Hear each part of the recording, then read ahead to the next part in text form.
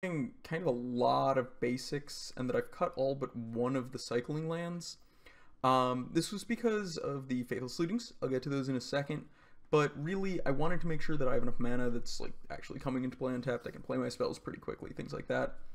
Overall, I would probably cut a Boros Garrison actually for a cycling land of some form. I'm also playing the 3 Radiant Fountains, which I think is just completely essential if you want to have good matchups against Burn and some of the aggro decks. I understand why people don't like them, but I've found that they're really important to the deck, and more often than not, it's not going to be restricting what you're able to cast. As far as spells in the deck that are a little different for the main deck, it's really just I'm playing 2 Faithless Looting. So, Faithless Looting in this deck is completely underestimated, I believe. When this card is good, it is about as good as Ancestral Recall is when you're playing Vintage. That it just takes you from being at parity with your opponent or a little behind and can just catapult you into a place that you can win the game. The Flashback, again, just generates significantly more card advantage than pretty much anything you can be doing outside of blue, because it's pretty common in game 1 that you're going to have cards that you don't care about. For instance, against Delver, you're going to see me discarding Palace Sentinels and the like. But beyond that, beyond game 1, you're almost always looking for specific targets in certain situations, or you have extra lands because you've ground into the late game and now you just want to get more value out of it. But also importantly, you can do things like discard Prismatic Strands, discard Battle Screech, and really get you to a place that you can use your mana most effectively. So Faithless Looting is absolutely incredible in this deck. If you're not playing it in Monarch, I really think you should take a look at it. Right now, what I've cut to play them, I cut the 22nd land, which is why I think I have to go back and swap that Garrison out for some kind of land that doesn't require another. And then I also removed the Firebolt. While I liked the Firebolt a lot, I would rather have Lightning Bolt, I think. I have been testing a version of Monarch that swaps Lightning Bolts or Galvanic Blasts for a full 4 Firebolts, just to give you a little more play as far as a value engine against Mono Blue Delver. Overall, I'm not super happy with it, but it is an option with the deck. So really, Faithless Looting, super great. Everything else in the main deck is pretty standard. As far as the sideboard, this is where I got a little kooky. So you have your pretty standard stuff. We have 4 Pyroblasts, 2 Electrickery, the Relic of Progenitus. The Reaping the Graves is pretty standard at this point. I don't think I need to explain why that's good. We're playing a lot of Circle of Protections. We're playing 2 Cop Blues, a Cop Green. And then we also have Lone Missionary, which often is playing a relatively similar role. The Cop Blues are pretty self-explanatory.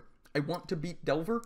I think I am good enough to make it into the later rounds of challenges on play skill. And so what I want is sideboard cards that I can leverage to beat the decks I expect at the end. I expect a lot of Delver, so Cop Blues, Pyroblasts, Electrickeries. I expect decks like Elves, other mid-range style things like Monarch. Swirling Sandstorm, obviously not great in the mirror, great against Elves, very good against Affinity, which is a rough matchup. It's mediocre against Tron. There are places I like bringing it in. I think that depends a lot on the play skill of my opponent. But overall, the sideboard is really focused on high impact cards. I don't want to play cards like Gorilla Shaman that I'm bringing in the mirror and don't do anything. I'm not playing the Bojuka Bog because I needed the space. I feel Relic is better than Bojuka Bog in most cases in this deck. Yeah, it makes Reaping the Graves a little easier to cast, but it's pretty rare that you're trying to cast Reaping in a situation that you don't have access to Prophetic Prism, simply because you want it later in the game. The Cop Green stayed over the Cop Red just because I'm scared of Boggles. It's a frightening deck. You'll notice that I'm not playing any enchantment removal, so the Cop Green, the Electrickeries, Prismatic Strands, that's really what I've got against Boggles, besides just bracing them. So Cop Green has to stay for that. The Lone Missionaries are great against Burn, they're great against the green aggro decks. Another place Swirling Sandstorm is great. Yeah, overall, pretty happy with most of those. Alright, after I'm sure what was a very high quality cut, because I totally know how to use this recording software I'm playing with, So let's get to round one. So we're playing against Poker Wizard, who was on Blue-Red Delver. He ends up finishing pretty well in the event, trying to center myself on camera, doing a great job. I have no idea how to use this replay thing on Magic Online, so we're going to see how this goes. We mulligan to 6 because our 7 has no lands, and we keep this. So basically my justification for keeping this was that I'm on the draw, I have a cycling land, I have a prismatic strands, I have a life gain land. I have the ability to go relatively long in this game, and so I should be able to find things that let me do stuff. I don't want to go to 5, because 5s in this deck tend to be very difficult to overcome opponents. There are certain decks you can definitely do it in, like going to 5 in the mirror sometimes is totally fine if you know how to outplay your opponent and it's a good 5. You don't want to do it, obviously, but like, a blind 5 is not where you want to be in the deck that's trying to grind value against your opponent. So, let's see. Whoa, that's really tiny. Hey, look at that. Alright, so, that's not terrible. My opponent plays Snow-Covered Island into Fairy Miscreant. We immediately are just going to assume they're on Izzet Delver, and we're going to play as such. So, right, I have to click it on here, not on the thing that's recording it. So we play the Windscarred Crag, and we yield to all our triggers. So I see this all the time. People are playing Monarch, and they don't yield to their irrelevant triggers, like this Windscarred Crag, or their Boros Garrison, or things like that. And then they just time out, because they can't play the deck fast enough. You have to play this deck relatively quickly, and part of that is just, you have to, like, yield to things that don't matter at the beginning of the game, so that you save 30, 40, 50 seconds over the course of the game, just on these random triggers. So they play a second land. It's possible they're on mono blue, but like I don't really care. My hand does a very specific set of things. So my opponent gets into the red zone and makes a huge mistake. So they see this Windscarred Crag. They know I'm playing Boros Monarch, and they decide to make a ninja here. And there's no way they can protect it. So obviously, like, my hand right now sucks, and it's possible this ninja just gets there, but first off, they have no idea about this. I've mulled to 6, but I'm on the draw. Like, we're on the same number of cards. We're at parity right now. They make this ninja. And so immediately I decide my opponent does not know how to play this game very well. They don't know how to play this matchup, and that's what's important. So they hit me. I draw Lightning Bolt. My opponent is about to get punished real hard. I decide to not play around Daze, because my opponent is playing Snow-Covered Island and has made a line of play that I don't think anyone who's very familiar with both Blue-Red and Mono-Blue Delver is going to make. So I'm assuming they're on Blue-Red, which means they're not playing around Daze, which means I can get slightly greedy. I pick up my Windscarred Crag because I would like to gain some more life, and I pass the turn. So yeah, if he had, like, held up this ninja until later in the game to pick up a spell stutter, or even when he could protect it with a spell stutter, he'd just be in way better shape than just making it on that turn. Instead, he makes this Fairy Miscreant, I gain a life, and I just kind of get to sit here for a little. Like, he does some stuff, and I don't care, and I don't get punished for the fact that I kept a land-heavy hand. So he attacks, See, like, if he just had a ninja in his hand right now, he'd be feeling way better about life. So I cycle this land, and we just, like, continue to draw mono gas. So we play Journey, because I expect him to play a Spellstutter Sprite into it. We are rewarded by him counterspelling it. Like, I'm super okay trading counterspell for random card that doesn't do anything right here, because all he has is a Fairy Miscreant. So here right now, pretty sure that he has a Spellstutter Sprite. Like, I would have loved to just get him right there, but now I'm just assuming he has it for, like, the remainder of the game, because he's made that line of play that he's trying to not play into my bolt on that. He gushes kind of aggressively into an Augur of Bolas. I forget if this Augur actually hits anything. Yeah, so he hits a Preordain. I don't care about this. That can go away. And proceeds to smash before casting Preordain for some reason. I don't know why. Maybe he's holding up Counterspell. Like, I'm not terribly worried. My opponent doesn't really have much of a clock.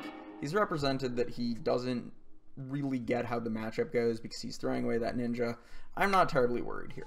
So I play this Prophetic Prism. He just doesn't have Fairy. I thought I was going to have to blast it, and we were going to do that dance, but okay, great. He just doesn't have it. I get to play Prophetic Prism, and I continue to just draw all of the gas in the world and start punishing him. So we pick up the Prophetic Prism. He screds the Core Skyfisher. I don't care. I don't care. I'm gonna start grinding him out. Like, cool, you killed my Skyfisher. It means he gets to keep attacking, and I don't, but, like, I'm still at 20. I still have this Prismatic Strands. I have another Skyfisher. I have more value. I'm just not terribly concerned about all the things that he's doing right now. So he attacks. Is this where he picks it up again? So, yeah, like, we're at 18. We're just gonna start doing a bunch of stuff. Draw some cards. So I play Skyfisher here over Glinthawk just because if he has Counterspell, I don't really care. Either one of them will eat the Fairy Miscreant, either one of them dies to Lightning Bolt or Scred. But if he has Spell Stutter Sprite, I want to be able to bolt it, all that good stuff. Or blast it, not bolt it. So yeah, I gain some life. I decide to not play Prophetic Prism here. I don't want to play into a Spell Stutter Sprite if it turns out that the ninja was just a weird play and he's a fine player. But yeah, overall, I just, like, don't want to play into that. Again, he screds. I continue to not care. Like, theoretically, I can play around these screds. In reality, I'm just not concerned about it. That he's not representing a large enough clock that I need to protect my creatures. So, like, meh. So we go to my turn. And in the continuation of drawing all the gas in the world, we Battle Screech. And I think he has a counterspell or something for this. Yeah, he counterspells it. And so here I play Prophetic Prism. And then I get to make a Glinthawk and pick up that Prophetic Prism. And of course he has another Bolt. And now it's a little annoying. Now I've run out of gas. It's possible that I'm not supposed to do that there. He fetches into Brainstorm for some reason. I don't know.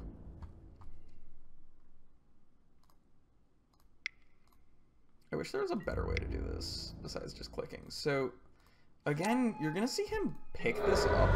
And, like, this is fine here. Alright, you're representing counter magic. But, like, I don't know. I target it because I gotta. Like, I don't have blockers. And he spell stutters. So I kill it.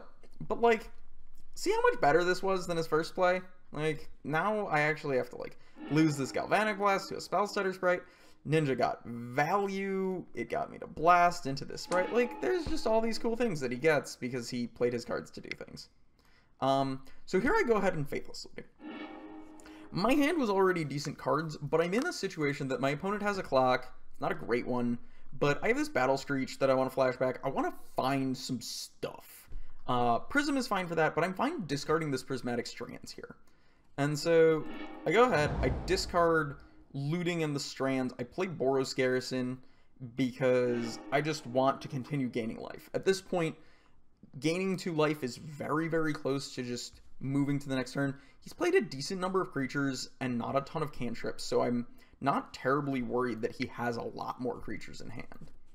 Boros Garrison was also free, because you see I have these 2 Faithless Lootings in my discard, and so at some point, if I want to, I can turn this Radiant Fountain into some Faithless Looting fodder, which I believe I go ahead and do.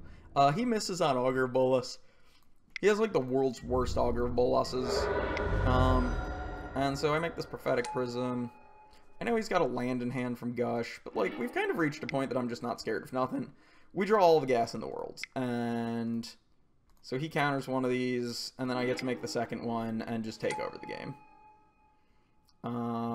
Yeah, I now have this Prismatic Strands, and so this is why we want to discard Prismatic Strands sometimes. Like, it's just so good. It's so good. We draw this Alchemist Vial. We gain some life. We play this Vial. He tries to kill my Glinthawk, and I decide it's worth protecting this time. Mostly because we've reached a point that, like, He's got 3 bolt effects in the graveyard. This is his 4th. There's probably 3 more in the deck. So, like, we're reaching a point that if I can stop 1 or 2 pieces of removal, he just, like, runs out. I draw some useless land that I don't want, and I know that I'm going to discard it to Faithless Looting, basically the next time I have free mana. So, he doesn't do much on his turn. He attacks, he kills my Glinthawk. Like, yeah, whatever. I cast Faithless Looting. I draw Mono Gas. So again, I discard this Prismatic Strands because I'd rather it be free than not. I play Thraben Inspector. This pops up really obnoxiously because I was looking at these things. I pop my clue, I get Glinthawk, I play Glinthawk, I pick things up, I put them back down. I do the Boros Monarch thing to my opponent. We can just, like, skip ahead a little here. He makes some creatures, I make some creatures, blah, blah, blah, blah, blah. Like, there's not really anything interesting happening at this point. My decision tree has been get me to this point. You'll see now I'm going to flashback this Faithless Looting. I'm just going to draw a million cards with it. Like, I get to just turn lands into spells. And it turns out that wins games. So, he's already played a bunch of copies of Counterspell, and also if he counterspells it, I just don't care because I can flash it back. So I make a Battle Screech, I make an additional Battle Screech, and I'm pretty sure the game just ends. Like, we might play a couple more turns, but the game is over. Yeah. Nothing here matters. How do I go to the next game? I think I just, like... Nope, I have to close that first. That's a huge pain. This would be such a better video if I knew how to edit video well, but oh well. So, let's see. Whoa there. No idea what just happened. So I think I just skipped a turn by accident. Whatever. I mulliganed to 6. I kept these 6 cards that are a very good 6.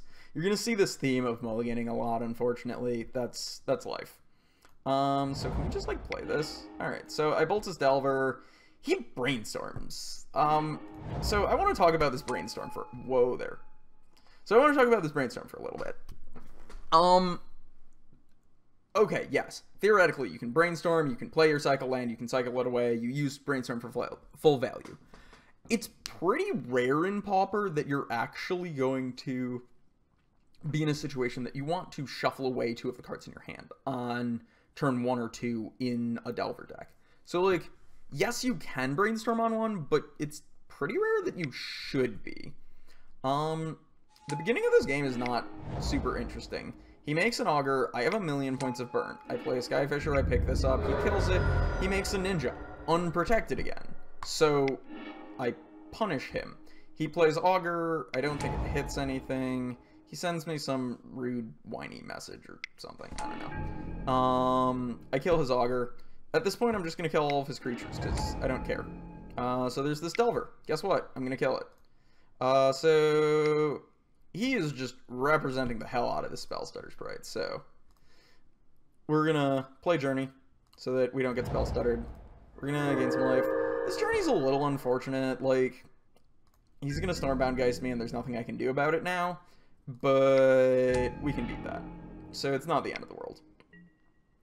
And we play Cop Blue, and he sends a message about drawing my one of. Little does he know, there's 2 of them, and, well, there's 3 Galv Blasts in my hand. So, yeah. I play Cop Blue incorrectly, he gets to Ninja me, I don't care. Because, once again, he makes these unprotected ninjas, and I do 1,000,000 things. So, I leave up Galv Blast, hoping that he will think I have Pyroblast and not want to play into it. He attacks, I prevent some damage. I do it correctly this time so that I don't have to just, like, get whomped by a ninja. Oh, wait, right, he doesn't even attack. Because that doesn't have haste. We sit around in second main for a while, and we play Glinthawk. My turn is boring. I pick up a bunch of stuff, I put down a bunch of stuff. Like, nothing actually happens in that turn. So let's see. He plays a Delver. I don't think he can attack here. I think we just, like, sit for a while. Like, a while. Because, like, if he attacks, I just cop it, and no one cares, and... Whoa there. I have no idea how the controls on this work. I draw Battle Screech, and I decide that it is time to ask if he has Counterspell. He does not. You'll notice I only played the first half of the Battle Screech. I want him to have to electrickery me, basically. Like, I would be super okay if he just electrickeries me here. He plays a fairy. I don't care about his fairy.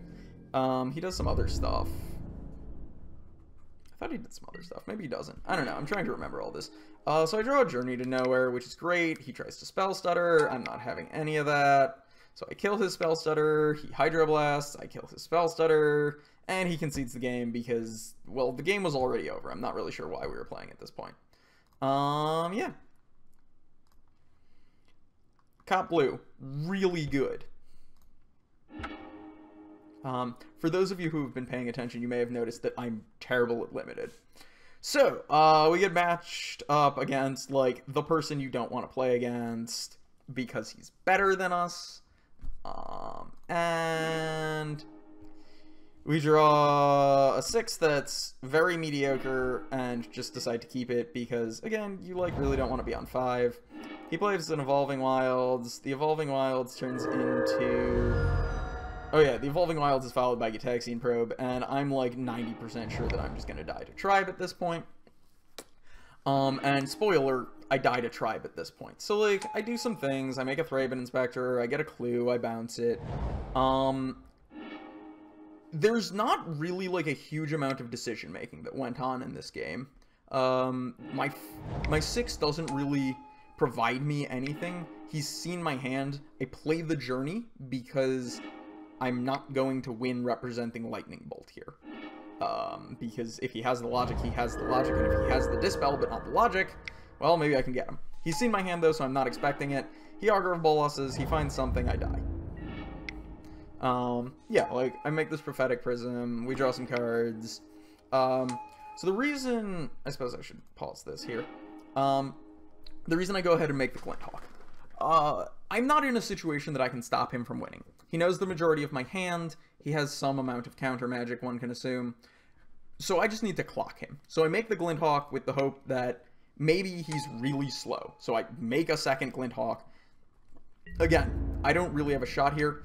I did make a mistake picking up that clue. That should have just picked up this Ancient Den. It doesn't matter at all, but he kills me. I don't bother making him discard his hand. Everyone has seen his list. We all know what it does. Alrighty. Game number 2.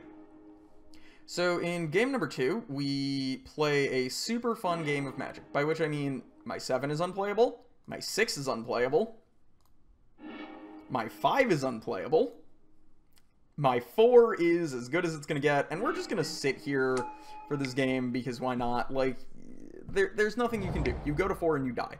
But you'll see a couple of games in this tournament where I have, like, the Boros Garrison and nothing else, or things of that nature. I make another Thraben Inspector, pick up the Ancient Den with the Boros Garrison. Like, you do everything you can. But yeah, so there's some games where I have 1 or 2 Boros Garrisons and nothing else, and that's kind of why I've been looking at maybe I want something else in that place. I don't know. They're really good.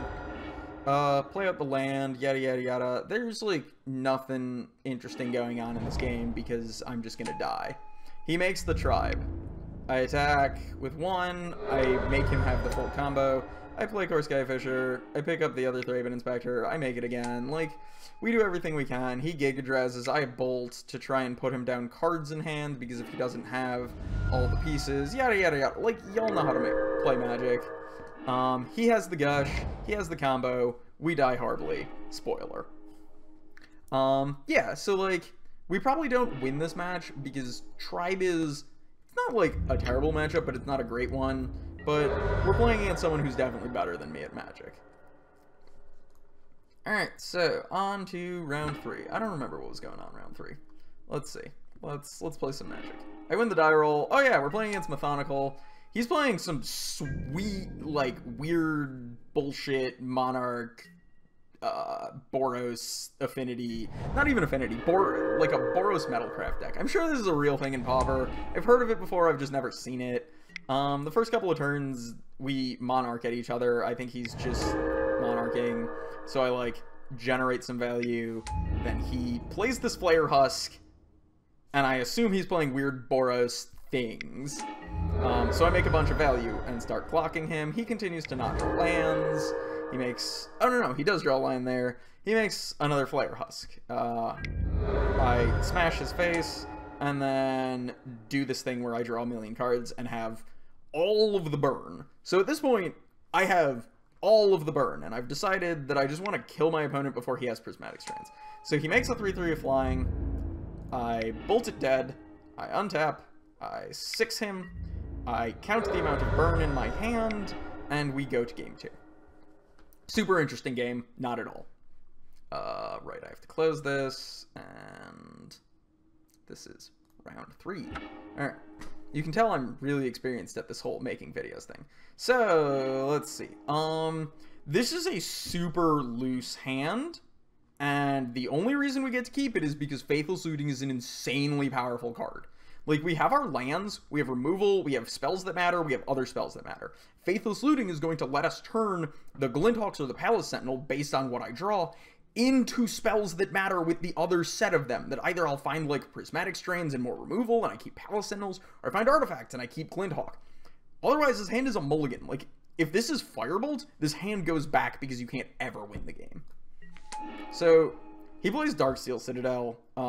I feel good about my continued decision to just never play Gorilla Shaman in this deck because it's a terrible card. I gain some life.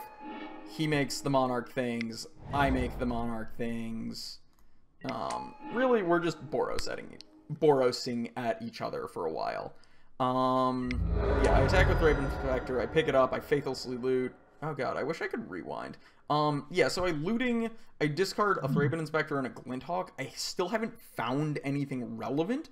I want to keep one Glinthawk just because I've seen that he has a lot of flying stuff, so I need it. I keep Boros Garrison because it's great for the flashback. I don't really want another Thraben Inspector. Like, there's an argument because I kept the Skyfisher, yada yada yada. I just want to beat him in the air. Yeah, so he makes this 3/3. And he kills my dude. I'm a little sad. I draw a card. I bolt his dude. I pick up some cards. Really, we're just Monarching at each other. But the key here is that he's not playing Monarch. And so that's really helpful when you're both trying to do something, but you just, like, get access to a card like Palace Sentinel. Yeah, so let's see. It starts to get interesting at some point here. He makes a Germ. Yeah, I think it's around here that it starts getting interesting. He makes a Germ. I draw a card. I draw Lightning Bolt. Again, just like mono gas all day, every day. That's how this is supposed to work, I think. Realistically, though, like, Faithless Looting turns non-gas into gas. That's why we play this card. I debated going to combat. I decided there's absolutely no way I want to be in combat. I make a dude. I want to draw some cards. I gain some life because, like, I don't want to Faithlessly Loot here. All of my cards are really strong. The Select Trickery is going to be great at some point, because I know he's going to do, like, a Kadoltha Rebirth, or just something that's going to make it a really powerful card. He draws a card. I think we can just, like, push play again here. I really wish there was a better way to go through this. Yeah, he draws some cards. He does some things. Yeah, draws some cards. I kill his Glinthawk, I think. Pretty sure that happens. Yeah, I kill his Glinthawk. Because I want his Glinthawk to not be in the way so that I can move to combat. Moving to combat sounds great. I draw Prismatic Strands, and basically at this point I am confident that I can win the game. I make a Palace Sentinel. I can just sit around forever now. The fact that Flare Husk is a black creature is super annoying, but I'm not terribly worried about it because, like, I can just block that one. He makes just an enormous amount of creatures, but, like, I still have this Prismatic Strand, so I'm not terribly worried. And I draw Battle Screech, and I level the playing field as far as creatures are concerned. I pick up a land, and at this point, I'm picking up this land because I'm pretty sure that I want to loot it away, so I don't want to pick up a Windscarred Crag. Same reason that I didn't tap Crag for the Battle Screech, because I knew I wasn't going to pick it up. Otherwise, you tap the Crag because you want to pick it up. Alright, we jump back over to his turn. I really wish I understood the motor controls. He makes another Flare Husk, and he goes to combat, and there's so many creatures attacking. And then I see this Electrickery, and these things that I can block, so we go ahead and we make some blocks, and then we just, like, a million for one him with Electrickery and hope he doesn't have Prismatic Strands. So this part I feel kind of bad about. Like, I'm in a very solid place whether or not he has the Strands here. If he has Strands, like, I still have my own, I have Monarch, I'm gonna do some things and some stuff, like, whatever. He misclicks and hits Alchemist Vial rather than Springleaf Drum, and it just doesn't ask him what color to pay, and automatically pays. And so he can't cast Prismatic Strands, and the game is just over at that point. Like, I just get so far ahead because of that misclick. Magic Online is cool. I loot, I discard some lands that don't do anything, I gain some life, Prophetic Prism, like, I just completely take over the game, so wouldn't have been a huge deal if that Electrickery gets countered, but it's kind of shitty that that happens. We play around for a little, but, like, really, I've established dominance on the board at this point. I have the Prismatic Strands. It's really, really difficult to come back against Monarch at this point. I draw super well also, which is, like, really helpful. Let's not discount that fact, that, like, you can just draw poorly and this deck isn't nearly as good. But, like, I'm drawing my rocks and my creatures, and I'm gaining a ton of card advantage. I put that back in my hand, I play it again, because I just don't care about anything he can do at this point. Like, I don't need to hold Prismatic Strands up. He kills something. I don't... Yeah, like... Oh, actually, I was holding Strands up. You don't even need to hold it up at this point. Like, it's basically irrelevant. I'm holding it up because I'm really far ahead. And I just, like, don't need to play a real game of Magic. So you notice how in most of these games there's this turning point that you just, like, get ahead on resources a little bit with Monarch, and you can start just, like, churning. And so that right there is why cards like Faithless Looting are so good. Because you find the pieces that you need to get that little bit ahead that lets you start just churning through your deck. And I mean, like, there's no Evenkar's Justice. I'm not scared of him doing anything if I just overdevelop my board. There's no Swirling Sandstorm for my flyers or something like that. So I can just put all of this into play. And so it's fine to lose a little bit of my card advantage early on. It's fine to throw away some cards just to get that card quality, get those things that I need into play and win. At this point, he plays Prismatic Strands. I kill his Skyfisher with a Galv Blast in response, so he can't flash it back. But again, like, I just have so many things and he does not. The only thing that I am concerned about at this point in the game, legitimately, is running out of cards in my deck. And so this is just, like, Palace Sentinel doing its thing. I don't have to worry about it. Like, I'm sitting here, we can watch this video, we're all having a great time. Tell me about your lives. Yeah, I know this isn't a live stream, but, like, tell me about your lives. I don't know, comment on the Reddit thread or the YouTube video or wherever I put this. I draw Reaping the Graves. This card's insane. Like, it just wins the mirror. We've already won the mirror, but it just wins the mirror, so, like, that's cool. I don't even remember if I play Reaping or not. I think I do, just because, like, let's have 20 million cards. Yeah, so I play this Reaping because I'm just gonna, like, bolt into Prismatic Strands, I kill his thing, and then I just Reaping for 1 million and refill my hand. It's gross. Yeah, so, like, the Monarch Mirror is just about drawing all these cards, and Faithless Looting is so good because it lets you find the ones that you care about.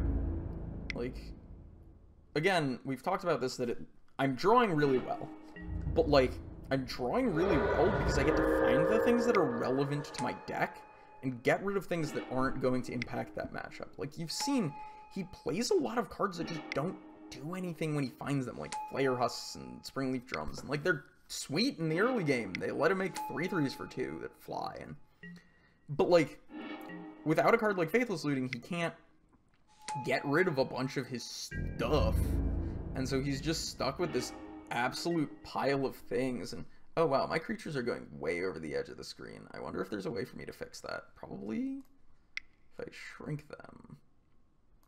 Alright, I hope you guys can see this, because I'm not re-recording any of it. That's not how this is happening. But yeah, so, like, again, we are grinding through things. We're discarding cards in Monarch. Like, we're having a great time. We have Prismatic Strands in the graveyard. He plays an ATOG. I have no idea what's going on at this point, but I'm pretty sure I can kill him. I also have this Prismatic Strand, so, like, I'm not worried about it. I attack with a million things. He stops me from killing him. But yeah, at this point, I'm just trying to put lethal on the board every single turn, or lethal in the red zone every single turn, so that he has to keep doing things. I journey his ATOG. I'm not really concerned if it comes back. I'm not really concerned about anything he can do at this point. Like, it's literally, can you deck me with Prismatic Strands? And 3 of them are already gone, so the answer is gonna be no. He makes a Glinthawk. I don't care.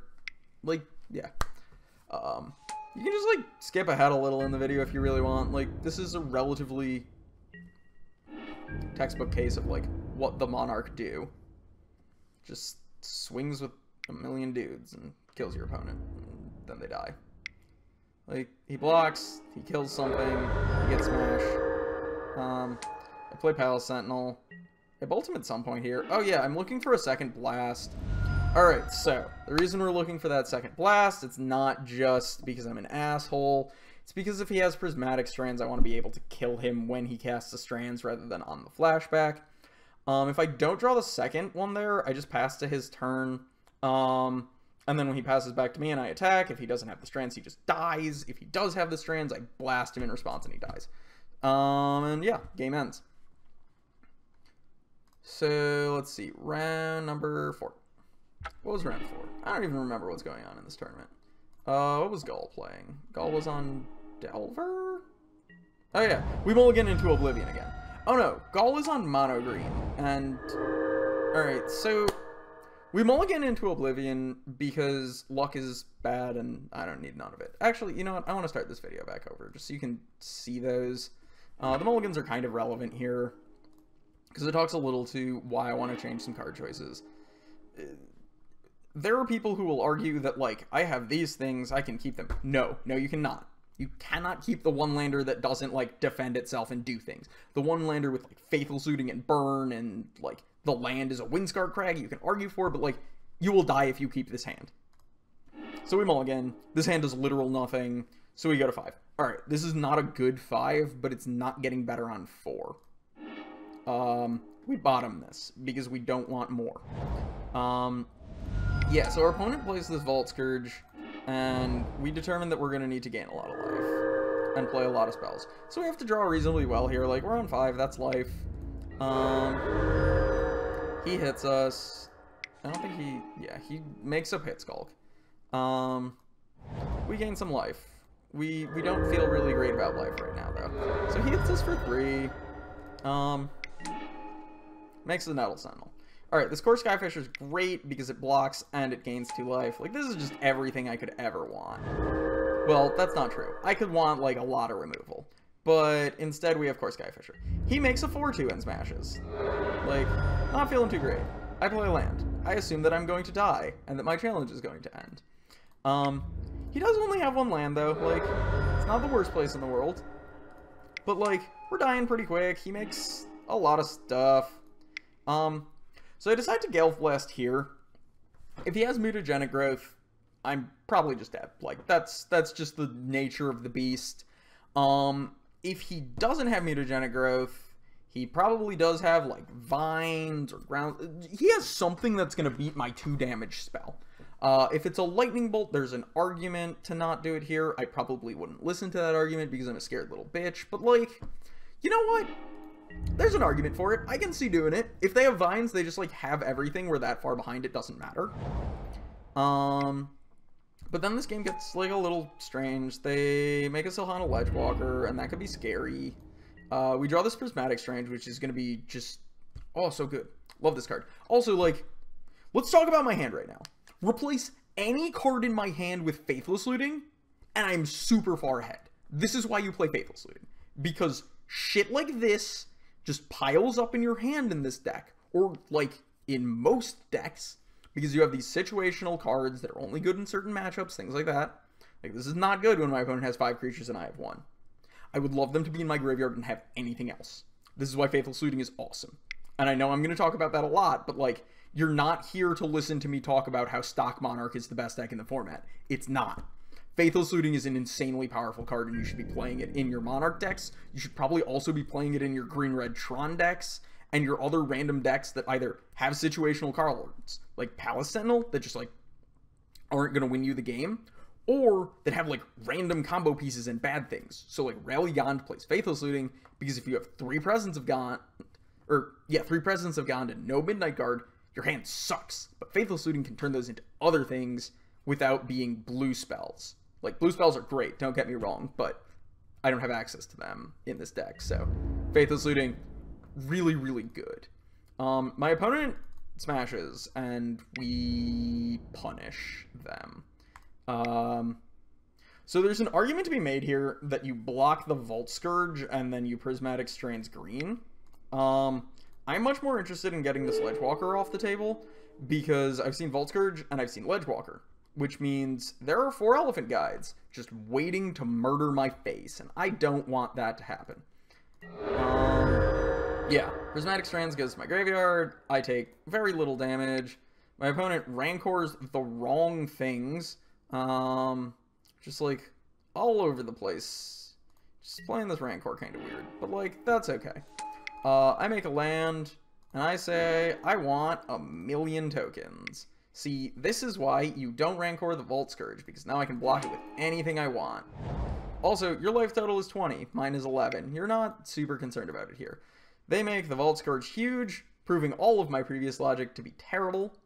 And they attack, and I determine that I'm not scared of no ghosts, so I'm just going to take 8 damage, go to 3. They're not going to like have double mutagenic growth or anything like that.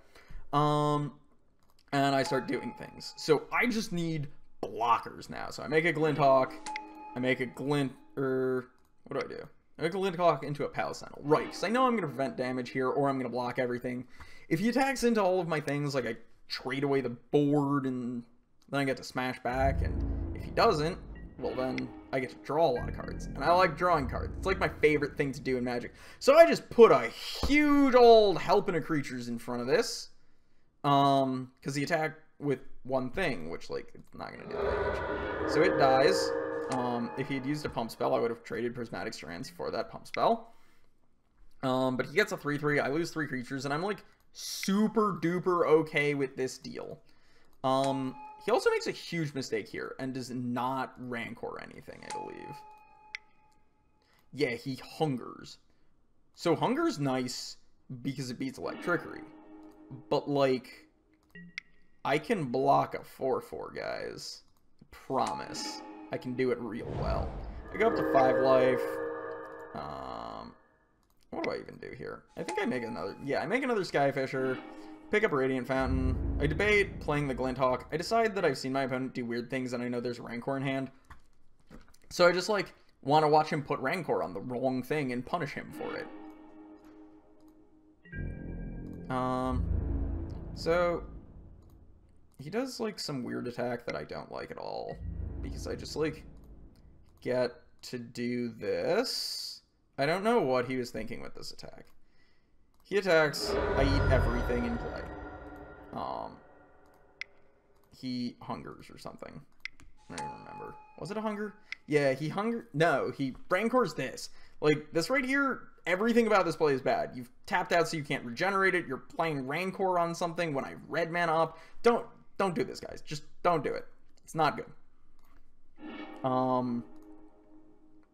So yeah, that dies. His Rancor dies, and suddenly we feel in control of the game. We draw Journey, just continuing with let's only draw gas at all times. We Journey this, and I think he concedes relatively soon.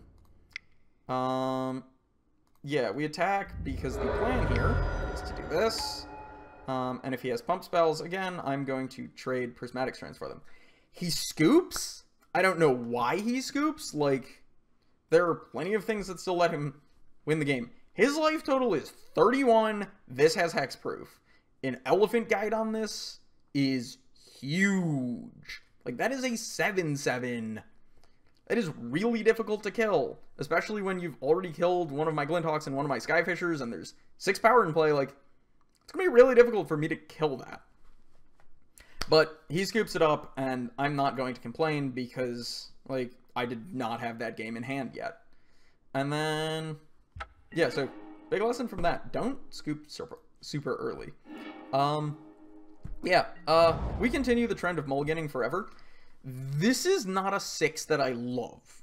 The reason that I keep it is that these block really well, and need be, I can go Thraben Inspector into Glinthawk, and I can have 4 power on turn 2. It's going to feel really bad, but I can do it. Luckily, we scry a land to the top, and we don't have to make our bad plays.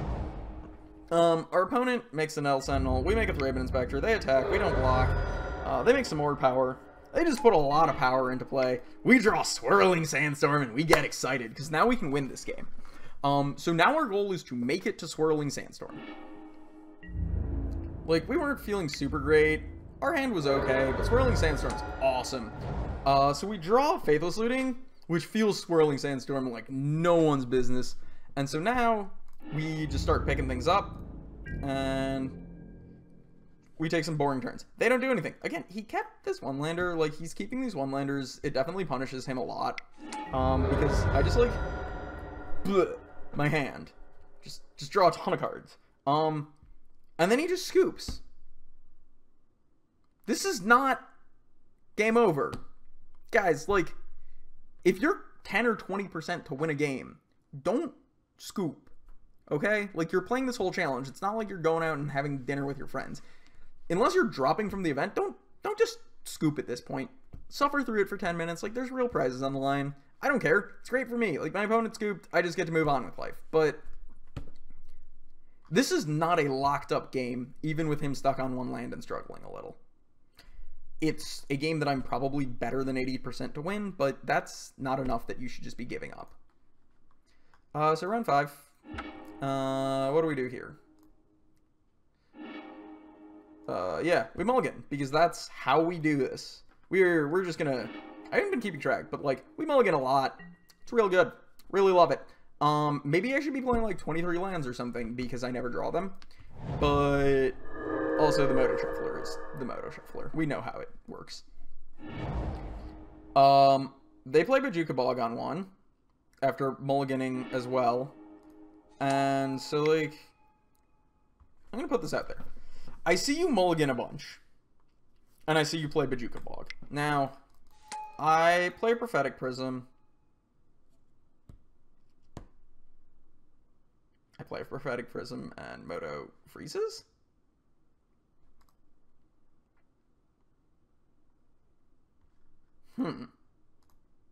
Interesting. Alright, well, the point is, we've both mulliganed, and then he just scoops. But here's the thing. He gives me an enormous amount of information by doing that.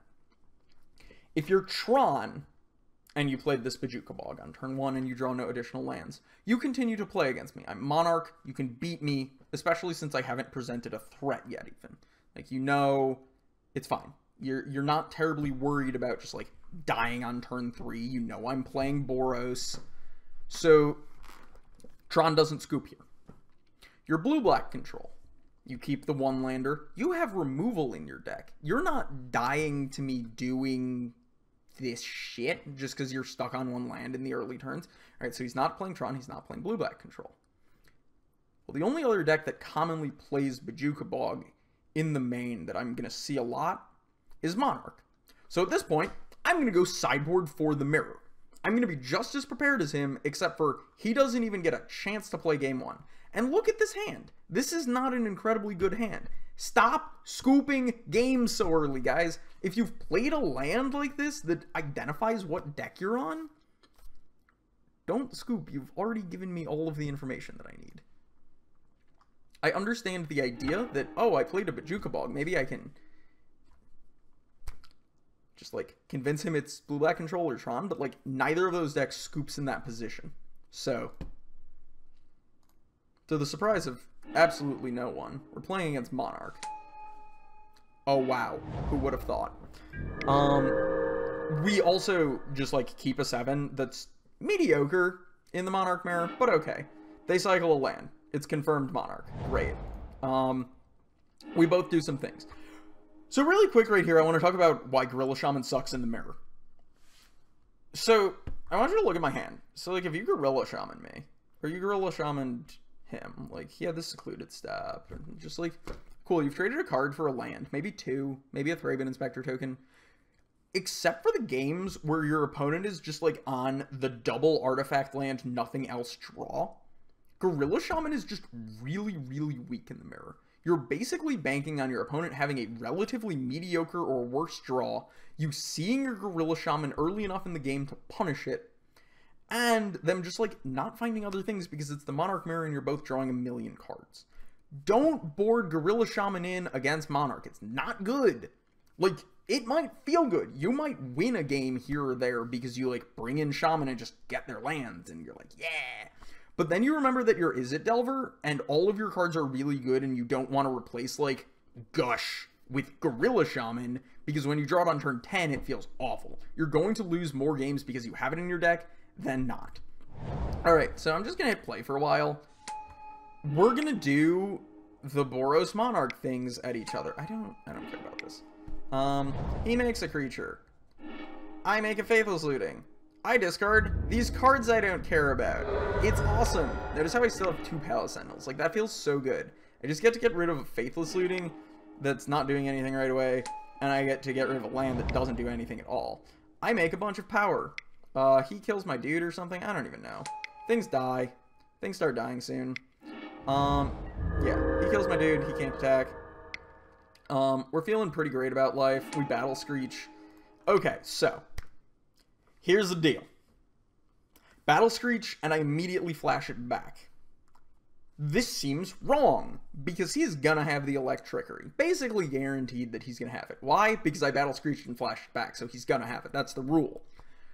The reason I did this is that I don't want to make the 2-4-2 plan, where you make 2, they kill him, you make 4 with this in the first half of the next one, and then you make 2 more. Because I've seen the Bojuka Bog in his main deck, so I assume he has at least that. Maybe he's going to bring in a Relic, I don't know. But I want that Electrickery out of his hand, so I can make my second Battle Screech. More importantly, I don't want him to develop his board this turn. I'm about to go up to 5 mana with the potential of 6. What I want to do is untap, play Palace Sentinel, and kill all of his shit. So I want to bait that Electrickery real hard here. And so we're going to push play, and we're going to watch that Electrickery show up. At least I'm pretty sure this is where it shows up. I might get like a turn with him. Nah, he Electrickeries me, he smashes.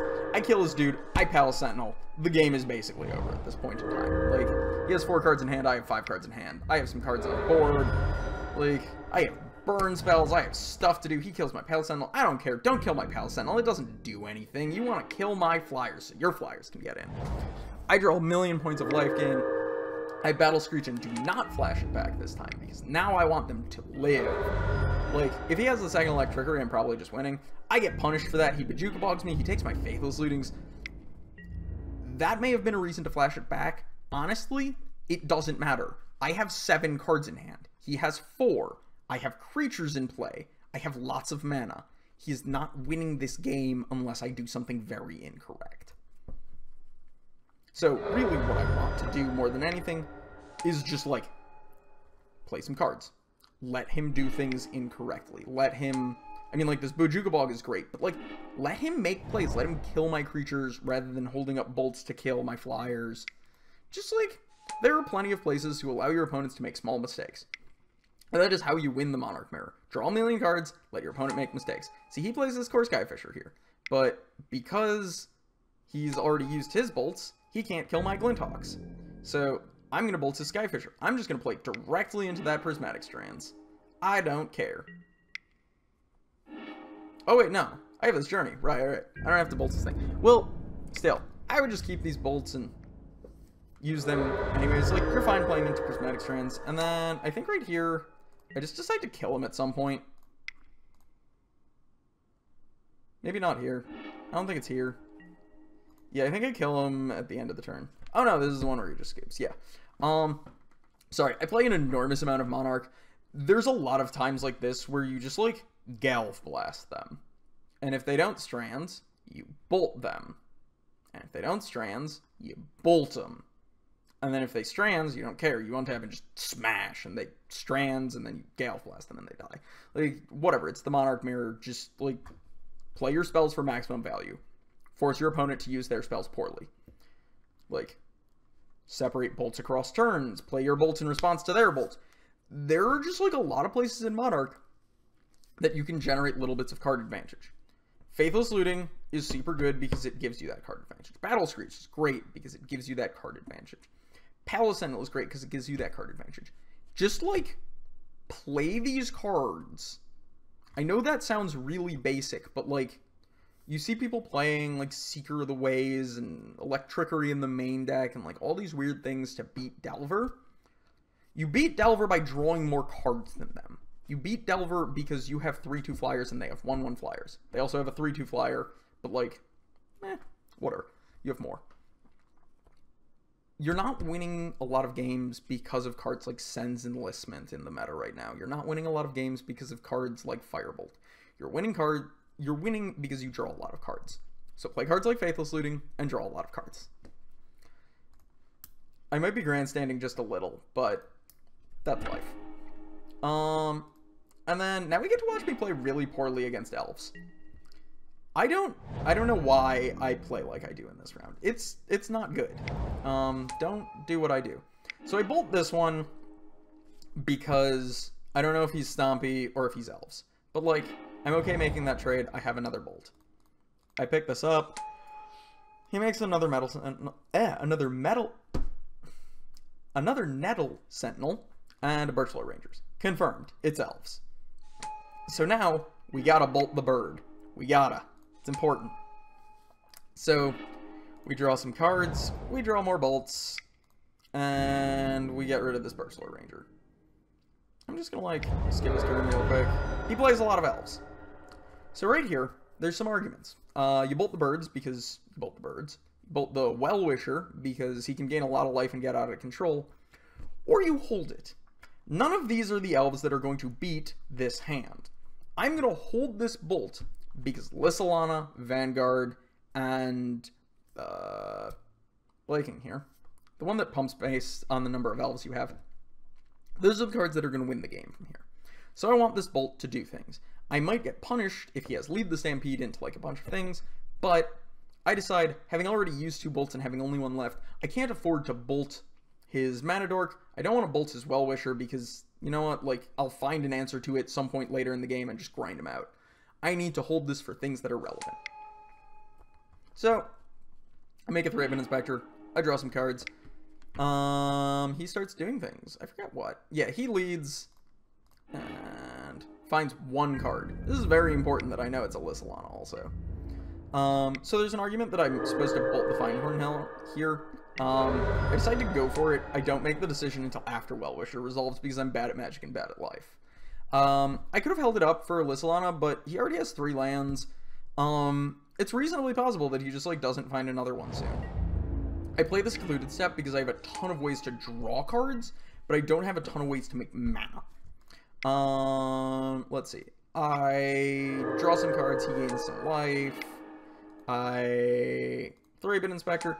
So again, I have this Lightning Bolt, but I want to use it to kill this after he's committed to it. So I gain some life. And what does he do? Yeah, he makes a Timber Watch, and I get rewarded for not playing my Lightning Bolt. I pop this. I want him to think I'm digging for burn right here, even though I already have it. Obviously, there's not much that's going to change about it. Like, he's already doing this, but I want him to be thinking that I don't have any burn, even though I'm going to play it right here. Because it means he taps Well-Wisher right away, rather than in response to my spell. I remembered how to play Magic and how to make him gain all this life. He's still at 29. That's like a lot of life, but we'll deal with it. So we're going to go back to my turn. We're going to see me do this thing where Faithless Looting just is insanely good. Alright, so why did I keep the Great Furnace over the... Whoa there, Thraben Inspector. I kept the Great Furnace over the Thraben Inspector because I wanted to leave up mana. I want him to think that I have another bolt. Additionally, I have Palace Sentinels. I might have another bolt. I don't. He plays Lissalana. Life gets slightly difficult. So at this point, I need to find an answer to Lissalana relatively quickly or I'm going to lose the game. So I Battle Screech because it's going to give me a lot of turns. And then I flash back Battle Screech, I believe. Yes. I need some blockers. He only has one card in hand. Like, it's not going to develop way too quickly. But I do need to be able to answer this Lissalana. Now, if he untaps and, like, lead the Stampedes or something, I could be in a lot of trouble. God, I really need to learn how to use these buttons on the replays. Yeah, so I'm still drawing a bunch of Monarch cards. I leave up a million blockers. He plays Elvish Visionary, which is, like, probably the best card he can play right here. Another Lissalana would be awesome. A Timberwatch would be great. But, like, realistically, just, like, triggering this Lissalana and this Elvish Vanguard, really, really powerful. Exactly what you want to be doing. Okay, so he gains a million life. I untap, and I start doing things. I find Galv Blast. Yeah, so, like, this is where I'm kind of getting punished for having played all 4 of my Lightning Bolts already. I really don't want to be sitting here with all of this going on and, like, not being able to deal with it. So, it's a little unfortunate. I pop a clue, I draw a card, I Galv Blast away Well-Wisher. So at this point, I can block his board. I'm not going to die to this. Like, I can block it. Lissalana is probably not going to attack. And so what I want to do is make it possible for me to win the game. I've noticed that, like, I don't have a ton of burn left. I need to kill him before I get overwhelmed. I'm not going to be able to kill all of the relevant things at this point. So I have to turn the corner and just start beating face. And so I'm going to get pretty aggressive about that. Battle Screech is great. Such a good card. Alright, he makes a lot of elves and makes his Vanguard very large. This lead the Stampede hits. Yeah, lots of things. Really not what I want to see, especially because I had to leave him with a Priest of Titania in play. It's a little scary. He does a lot of things, but then he makes a mistake. I think. Yeah. So you see this Lissalana that's turned sideways? Don't do that! Don't do that! Like, yes, I have a clock, but, like, this Lissalana just is so good.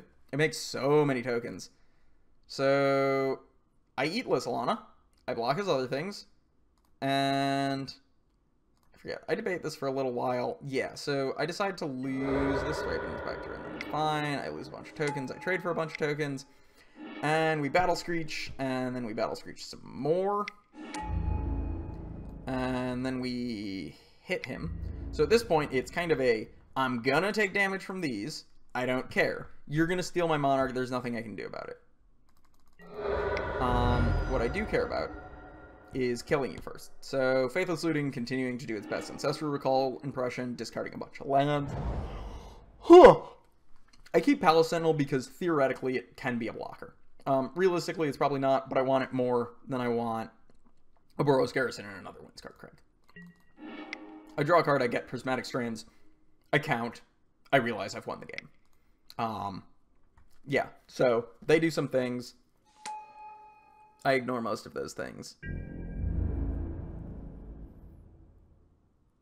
Yeah. They attack with a lot of stuff. Yada, yada, yada. I block the things that kill me. I block the things I care about. At this point, we've done the math. Like, we know that they are dead unless they can somehow stop me. We know they can't possibly beat Prismatic Strands. So, we bolt them. We draw some cards because why not? We make sure that we leave 3 mana up so we don't just immediately lose the game. We keep Journey just in case rather than playing it on things. We smash. We put them to a low enough life total to die to the next smash. Theoretically, I could attack with less things, but I just don't care. I Prismatic Strands on his upkeep in case they have something super weird in their deck.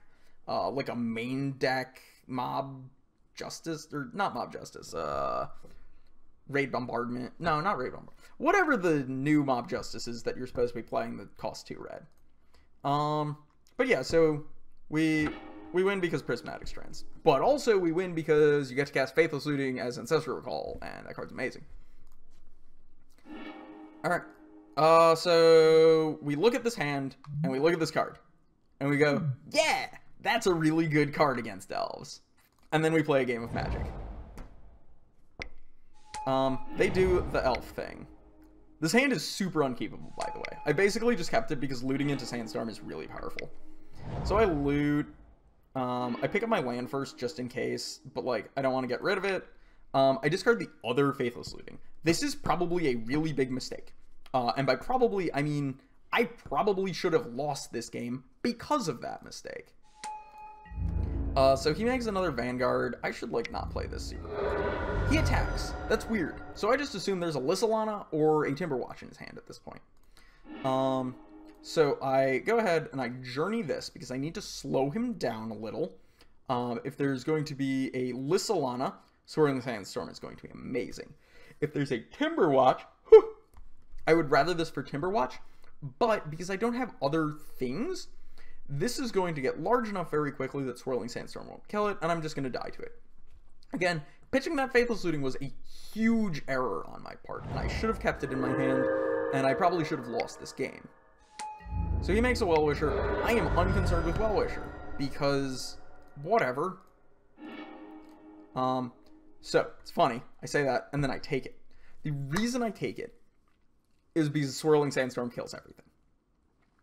Again, I had pitched this Faceless Looting. I wasn't thinking about the fact that I need to get 4 more cards in my graveyard right now. I should have taken the Vanguard. This was very greedy on my part. I play out this Thraben Inspector. I do some things. He makes this Lissalana, which I should have kept this for.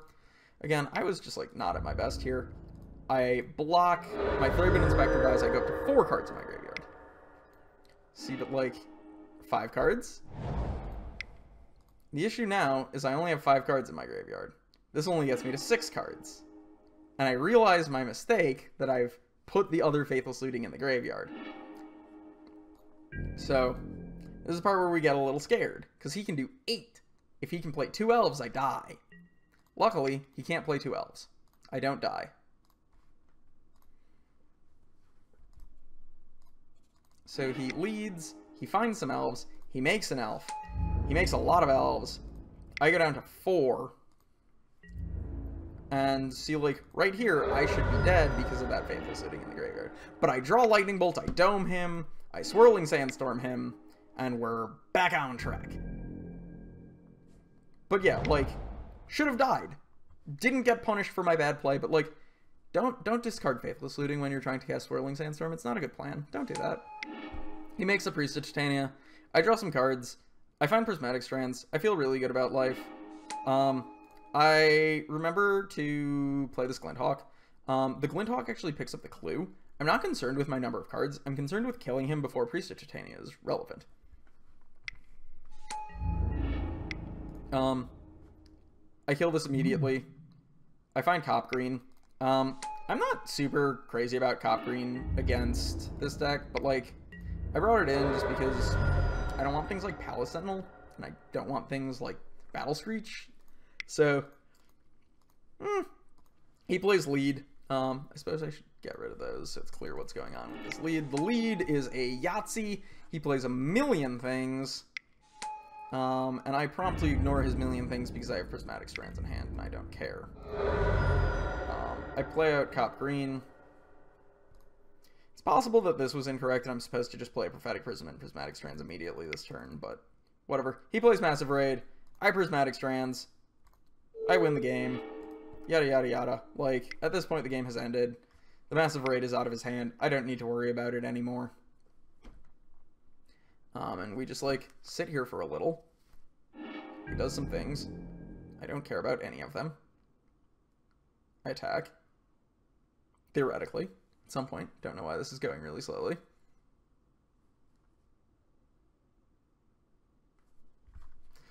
So this is also... This card says instant on it. Like, this card says instant on it. I have 3 mana up. Just saying. For some reason, this has decided to break again. Interesting. Very interesting. Well, spoiler alert. I have a Cop Green and flyers. He has green creatures. They do not fly. I think you can all figure out how that ended. And so we are into the finals. or not the finals, the top 8. So up until this point, we've only played 2 games for Magic, actually.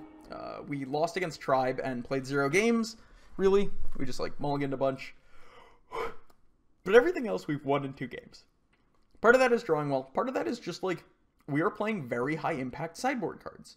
We're not playing a lot of the kind of weird stuff that you see show up that, like, doesn't do anything.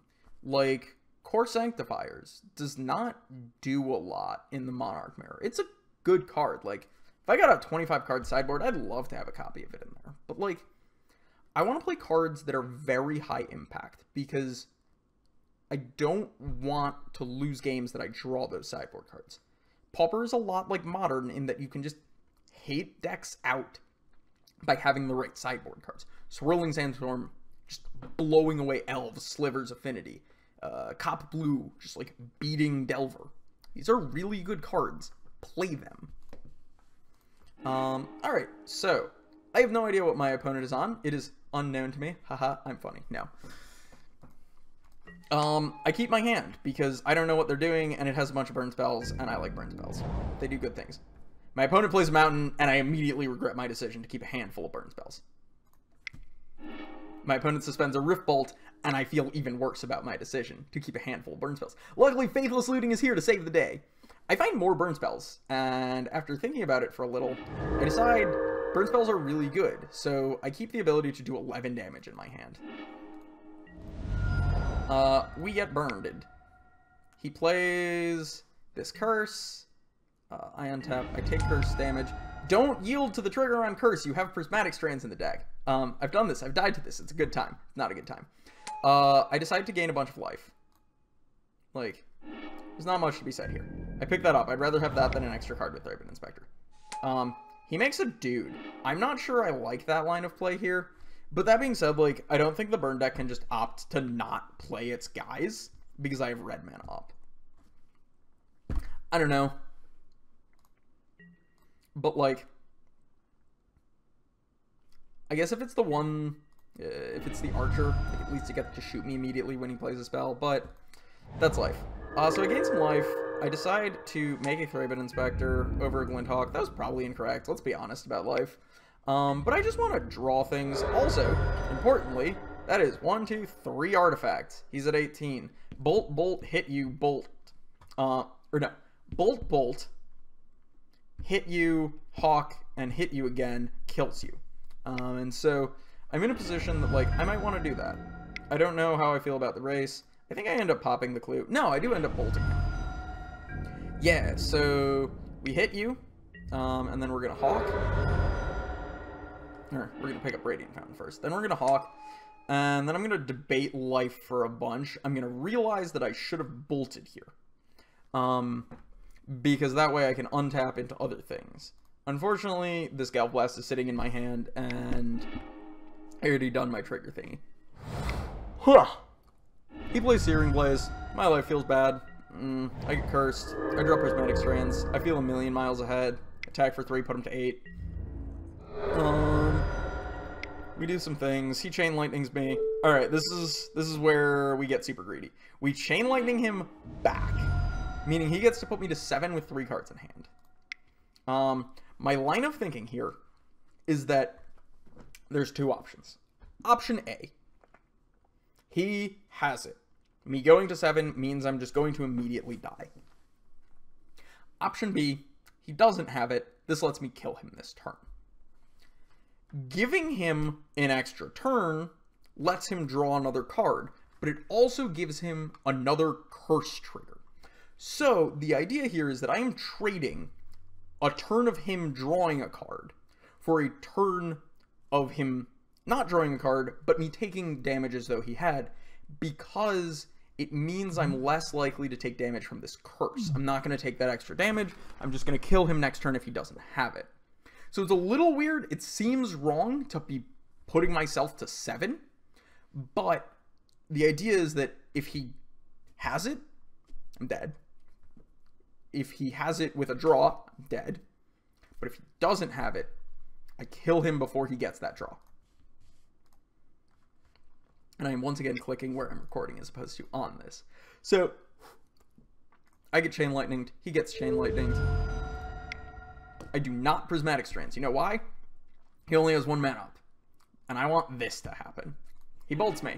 Or shard follows me. I don't care. Sack those lands. Sack him. He sacks him. I win the game.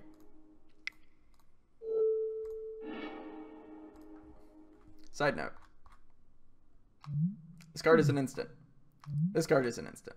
I had white mana floating. I had 2 lands up. Don't let me do that.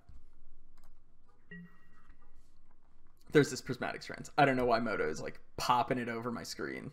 Oh, that's why. Because I have my graveyard set to pop out. Play with your graveyard popped out, by the way, when you're playing Monarch. It's way better. Makes life really easy because you have like a ton of spells with flashback and your graveyard matters a lot. So I get cursed and I kill him because like he let me cast that prismatic strands. So like, don't let me cast that prismatic strands.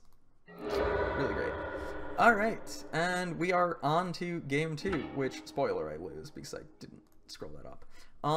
Yeah, I forget what happened in this game, honestly. I mulligan this hand. I think I mulligan this hand, yeah. I keep this hand. I bottom that. And I'm pretty sure I just, like, proceed to die. Oh no, this was actually an interesting one. I'm thinking of the last challenge. So he curses me. I gain some life. I want to get down this prism as fast as possible so that I can pick up this prism as fast as possible. He plays this archer, or this alchemist, which I'm pretty sure he had the smash already. So I don't, like, love this. Then I pick this up, I gain a life, and he smashes? Or no, he's Searing Blazes here. Yeah, there's a smash at some point.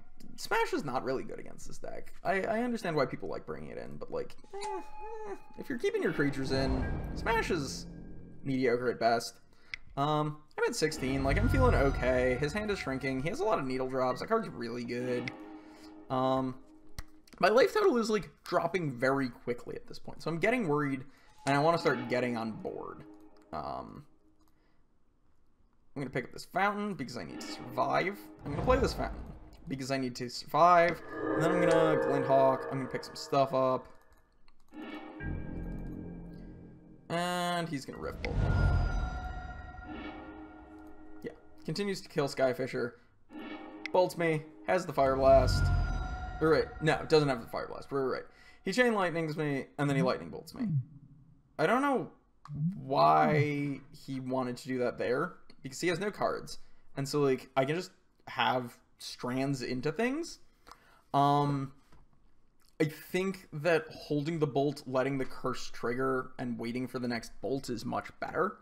On the opposite end, like, yes, if I have the strands, I can prevent the bolt. But, like, curse is going to kill me faster than I'm going to kill you. So, there's arguments for both. I don't really like his choice, but I die. So, it doesn't matter what I have to say about it. Alrighty. I look at a 7 that contains this card and this card, and I'm happy. We're gonna finally stop mulliganing. Our opponent mulligans to 6, which is definitely helpful against burn. Less burn spells to go at my face. And I'm gonna just start making some stuff. He curses me. This is the one place where I wish I still had Leaf No Trace, but that's life. I'm gonna pick up the Alchemist Vial. Oh, maybe it's here that he tries to smash me off red, and I just, like, don't care. Yeah, he smashes me off red, and I just don't care. Like, my hand as it is, that could be an issue. But, like, I'm Monarch, I'm going to draw a lot of cards. This is not that good against me. If you blow up this vial, so, like, I can't play more Glinthawks, that's a little annoying. But without knowing my hand, you can just, like, never know where to smash. And so it's really just, like, a bolt that sometimes is a Stone Rain. And, like, that's okay. But, like, there's enough games where I just, like, have this and this, and nothing you ever get to smash unless you leave 2 mana up forever, which is bad. So I get cursed. I draw Prismatic Strands. It's not great, because, like, can't cast it, but, like, it's gonna be great. So I make a Thraben Inspector because I need to clock him and I need some clues. He makes a Thermo Alchemist. I pray to the old gods and the new. I don't find red mana, so I have to use up my journey. I would have liked to bolt there just so I can leave it up and pop the clue. Would be really nice. But unfortunately not. He plays a curse. I take a bunch of damage. I think I start finding land at some point in the near future. Yeah, I draw Prism. I make a land drop. I smash him. Alright, so we've smashed him down to 12. We're relatively scared about my life total. And so we make this Thraben Inspector because that... Whoa. Pausing for a moment. We make this Thraben Inspector because that lets me attack, bolt, and kill him. The downside to this is I am now tapped out at 13. I mean, 13's a lot. He has 3 lands, 5 cards in hand, 2 of these. It's a little scary. But so he bolts me. He chain lightnings me. He bolts me. Or chain lightnings me. I untap. So here's the deal. At this point in time, because of what he has just done, I know there is absolutely no chance he has Fire Blast. I was tapped out. So, we're gonna kill him. Given what this gets him to, and he then tells me that he had Bolt in hand, what I would have preferred to see him do is kill my Glinthawk. Because it puts me in such a place that clocking him is nearly impossible. I have to have 3 bolts, meaning I need to have 3 bolts and draw another red source. 2 of those bolts have to be a Galvanic Blast. 1 of them can be Lightning Bolt.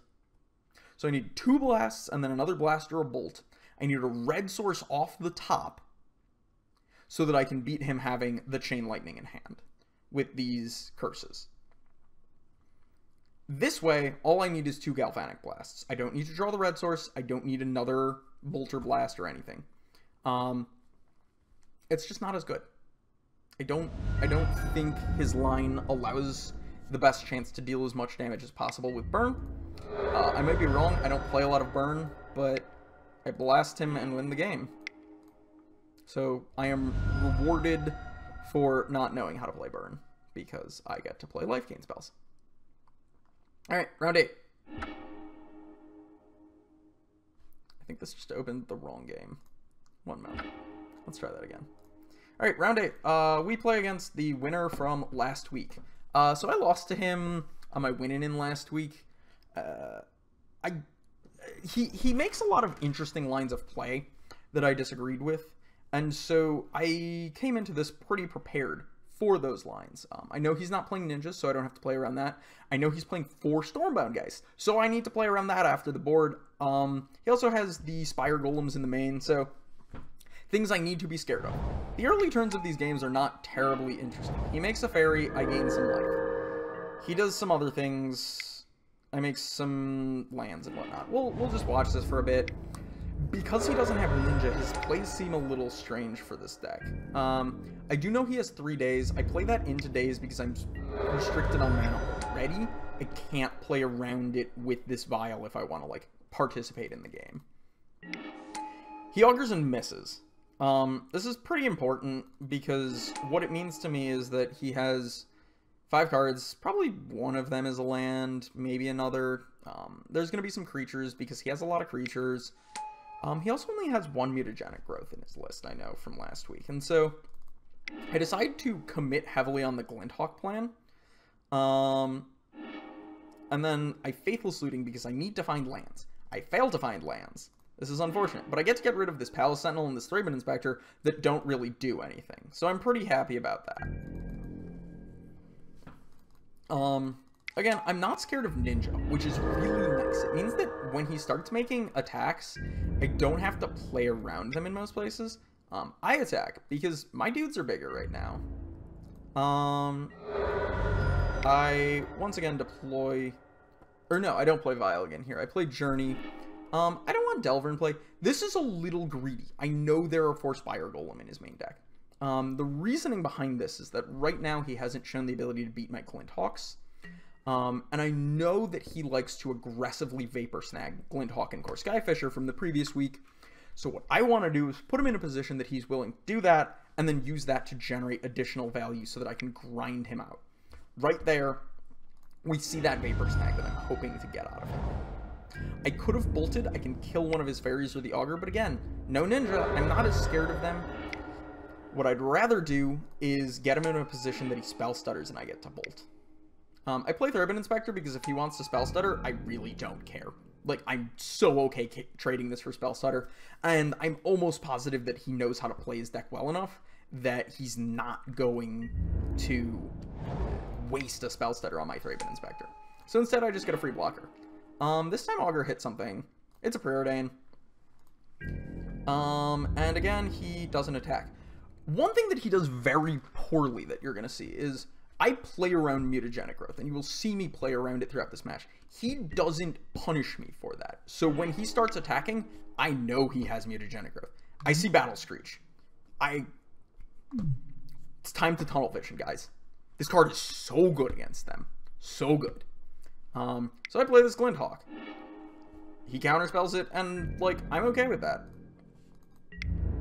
I attack with my other Glinthawk. And then here, I play another Glinthawk. And now I believe I pick up my land. Yes, I pick up my land. I want to hit Battle Screech next turn because I have 3 creatures. So even if he dazes or counterspells or something, I'm going to get a 2-for-1. And 2-for-1s are great. So I pick up my land. I play my land again.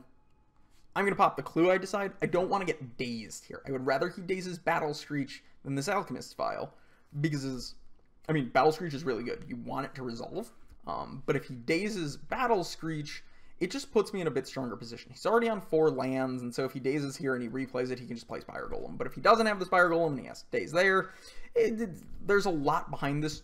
Really, the thought process is I would rather have this Vial resolve than have the first half of this Battle Screech resolve. Which, again, it sounds very weird, but a lot of that is based on the fact that I know there's these Spire Golems. They're very good against Battle Screech. They're not as good against Alchemist Vial. He attacks. See, right now, Mutagenic Growth and 3 cards. That's what he's got in hand. I don't even need to think about it. And then he Vapor Snags. So I block. Oh wait, this isn't the place that he has the Mutagenic. Right, because he Vapor Snags. Whatever. There's a place where he attacks, and it's just broadcasting it. So, at this point, he's already paid a counterspell. So, show me Spell Stutter. Now, realistically, what I should have done is play this Core Skyfisher, so that Spell Stutter can't get it because I have Bolt. But I want to play around his Daze still. We've gotten to a point that I feel that I can, so I let this happen, and then I'm going to go ahead and I believe draw a card. No, right! I already have this Alchemist Vial in play. I play the Skyfisher, I get dazed, I feel bad about life. This, like, half-assed playing around Daze is not a good plan. Don't do it. I shouldn't have. It was definitely a mistake on my part. And then here he gushes and reduces his number of lands a lot, which is nice because it means that if I ever draw lands for Battle Screech, it's very likely to resolve. So I draw a card with Prophetic Prism. And then I forget. I think I'm going to Bolt or Blast something soon. Maybe it was here. Yeah, it's here. I attempt to blast, or I attempt to bolt that. I want him to Spell Stutter here. Here's the deal. We've reached a point in the game that I don't think I'm going to win it unless I resolve this Battle Screech. Or I at least get to untap, kill a bunch of things. If I can get him to Spell Stutter here. He's already used a Daze. The chances that he's going to have another a little less, and so again he dazes this Bolt, and now I am like reasonably happy because I don't think there's going to be a third Daze. So he counterspells that, I bolt away his Spell Stutter Sprite, and then I bolt away his Fairy Miscreant. So I have failed to get to Battle Screech mana still, but I clear away all his flyers so I can significantly reduce his clock. Block there. I gain some life. I know Battle Screech is coming next turn, and so I decide to draw a card. He's also used some Vapor Snags, so I'm not terribly worried about getting snagged out of flashing back Screech. But really, at this point, it's Counterspell or bust, as far as I'm concerned. because he's played 2 dazes. Like, Spellstutter Sprite isn't countering this Screech, and it's very unlikely that he's going to have another daze. He reveals Ponder. I wish he cast it, because then I can just, like, ignore everything forever. He doesn't, though, so I decide to just jam Screech, because if he has Counterspell, whatever, I'll resolve Core Skyfisher instead. I believe he has the Counterspell. Yes, he has the Counterspell. And I'm okay with that. I play the land because it lets me Skyfisher into a thing without getting dazed, and we've reached a point that, like, I don't want to get dazed, and I'm not going to be cycling that anytime soon. I just want to not die. He plays a fairy. I play a Skyfisher. I pick up a thing. I put down a thing. I draw a Glinthawk. I make a Glinthawk. We establish dominance of the game. I don't flashback Battle Screech here because it doesn't successfully block these, and I don't want to just, like, take 3 damage for free at this point. He makes another Augur. I think this one whiffs. Nope, this one hits Ponder. I'm a liar. Don't mind me. He has to Ponder, so, like, I know there's no Counterspell coming. I know there's no Spell Stutter coming. Just, like, feels really good when you see that happen. He attacks with all of these things, and I'm like, Mutagenic Growth is in your hand. So I decide I'm gonna trade away for that growth. But we're gonna get it. He Mutagenic Growths. I get him. He dazes. I'm very okay with this. Like, I trade my Skyfisher off for his Mutagenic Growth, his last card in hand, and a creature when I'm at 6. We're feeling pretty good. We have a lot of cards. We draw Prismatic Strands. We're feeling really good. Yeah, so we play this Prophetic Prism. We're holding this up now that we have Prismatic Strands, because we need it so that if he draws a Spire Golem, we do lots of things. At this point, I just want to flashback Battle Screech and then make more Battle Screeches. So, guess what? We're going to play Battle Screech. And he has Counterspell, I think? Yeah, he has another Counterspell. At this point, though, if you take a look, so we've hit 3 of his copies, or no, I think all 4 of his. Yeah, we have all 4 Counterspells. Counterspell is no longer a card in his deck that we need to worry about. He has Spell Stutters, but we have Lightning Bolts. So we've gotten to a point that we're pretty happy. We have run him out of counter magic. We're feeling decent. We also know that he only has the single Mutagenic Growth. We have the Prismatic Strands. We're not in a great place, but we're moving towards a good place. I flashback Faithless Looting because I'm not convinced I ever want to play this Palace Sentinels. I hit 2 lands. I get rid of Palace Sentinel in 1 land.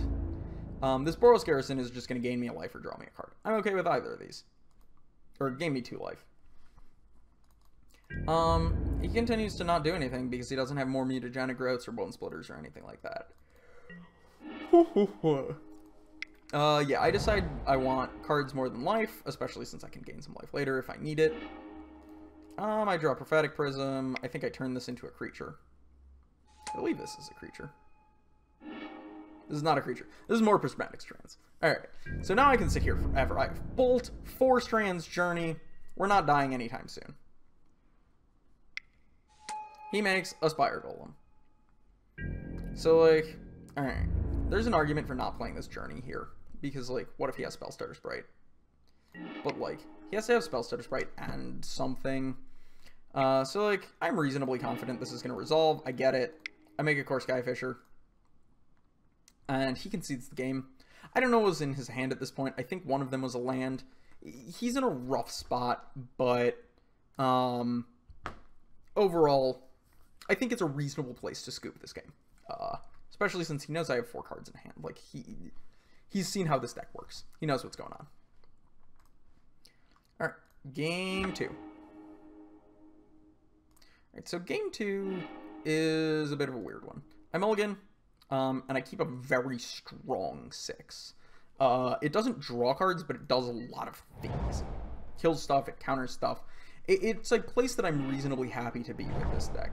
Obviously, like, you never want to mulligan against Delver, but I'm confident in my ability to make it to the mid or late game. Excuse me. And that's, like, pretty important as far as beating them, because I have cards like Battle Screech, and they don't have cards like Battle Screech. This is where, like, I think about bolting it, I decide not to. I don't want to lose to him just playing Stormbound Geist, and just, like, die. Again, I don't have to worry about ninja, so I don't have to aggressively kill it. That bolt was probably not a good idea. I Faithless Looting. I discard Battle Screech because I'm not going to be casting it easily anytime soon. And then I put out a Glint Hawk because I need blockers. It is at this time, when that Faithless Looting fails to, like, get me some good gas, some things to go with the Glint Hawk, for example, this is where I start to become worried about this game. And so you'll see pretty quickly, like, I just get in trouble. I block, and he has the one mutagenic growth.